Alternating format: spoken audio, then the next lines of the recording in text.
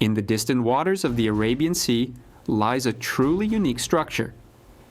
An enormous stone fortress surrounded by towering walls and completely isolated by the sea, a place no one ever managed to conquer by force. A true symbol of resistance and strategic brilliance. Today, we're traveling across time and ocean to explore the mighty Murud-Janjira fort, a historical gem filled with mystery, courage, and architecture that remains astonishing to this day. Located about 100 miles south of Mumbai, on India's western coast, Murud-Janjira stands on a small rocky island in the Arabian Sea. From a distance, it already impresses. Its circular stone walls rise directly from the water, almost as if they grew out of the sea itself.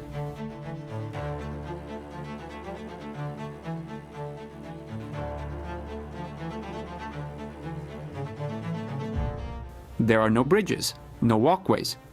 The only way to reach it is by boat. And this natural isolation is what made Janjira one of the most well-defended forts in Indian history.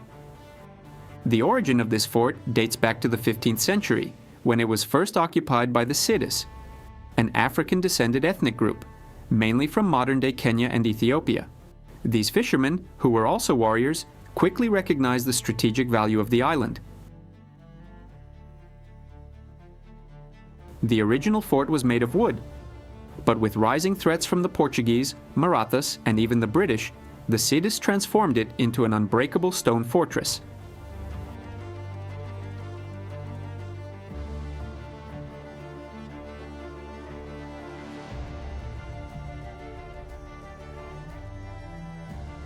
The stone fort we see today was completed in the late 17th century.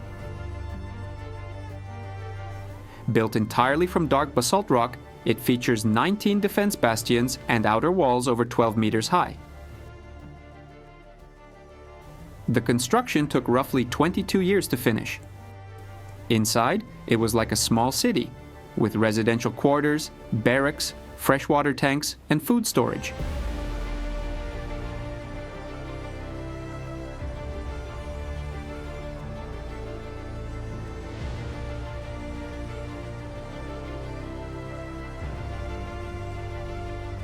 The Siddhis ruled the fort independently for centuries.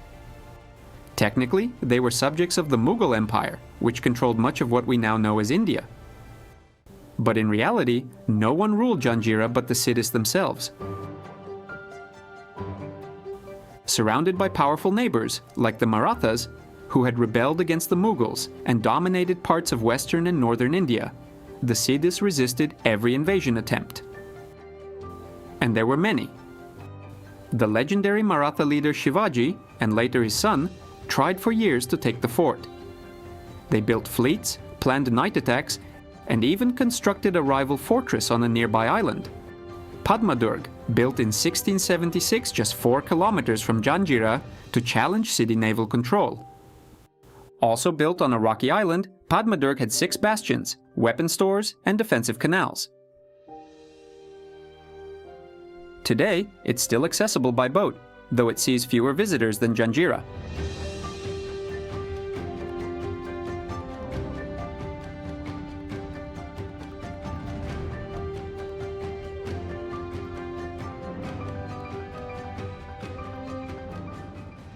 But despite all these efforts, no attack ever succeeded. Murud-Janjira was never taken by force, a virtually unmatched record in India's medieval history. The fort's architecture is a masterpiece.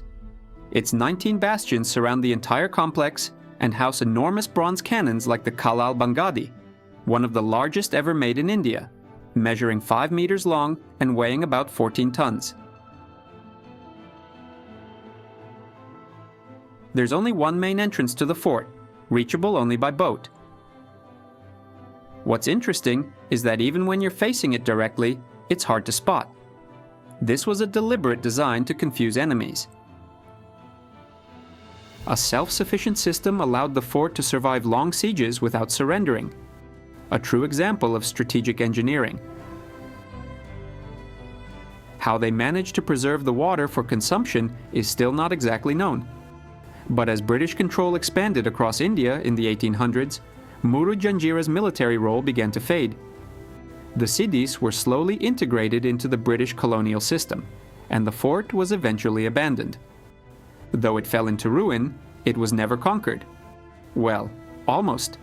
Today, the mighty fortress of Murud-Janjira bears the marks of the only enemy that ever conquered it: time. Nature has taken its place, proving that the relentless passage of time can defeat any stronghold, no matter how well protected it may be.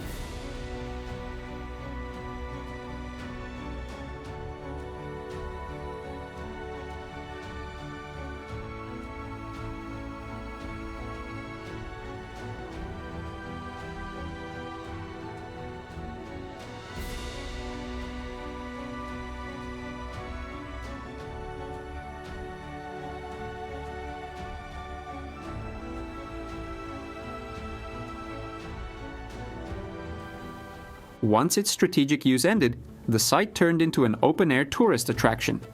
Travelers looking for unique and historic places in India are drawn here. To visit, you first have to reach the village of Murud. From there, local wooden boats take visitors across the sea in about 15 minutes.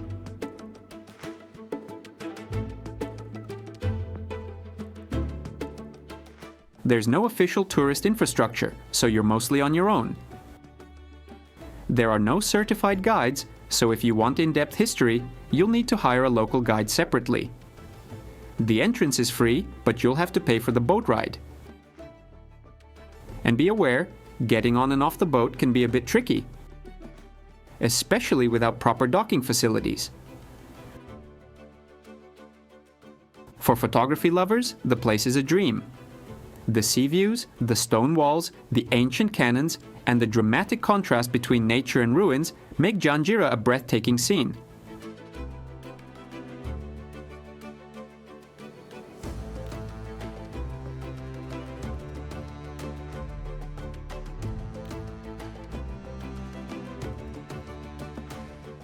And during the monsoon season, the entire area turns lush and green as nature takes over the ancient stonework.